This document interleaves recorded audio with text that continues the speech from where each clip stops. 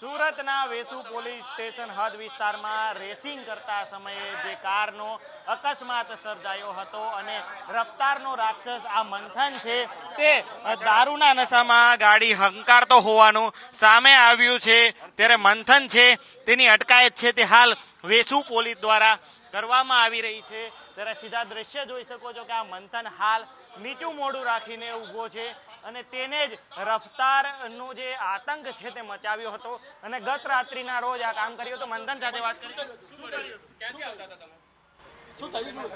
કાંઈ સંગીતમાંથી આવતા હતા અમે અને ગાડીનો કંટ્રોલ ચાલ્યો ગયો અને ઠોકાઈ ગઈ।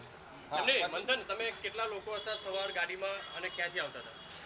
અમે 2 લોકો હતા અને YPD થી આવતા હતા। YPD અને બંને જણા ડ્રિંક કરેલું હતું? કોઈએ ડ્રિંક નહીં કરેલું હતું સર। ગાડી કેટલી સ્પીડ હતી? ગાડી 100-105।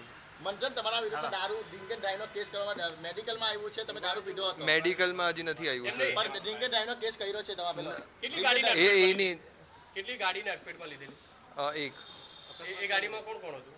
એમાં બી મારા ફ્રેન્ડ્સ જ હતા। તમે રેસિંગ કરી રહ્યા હતા? નહીં સર।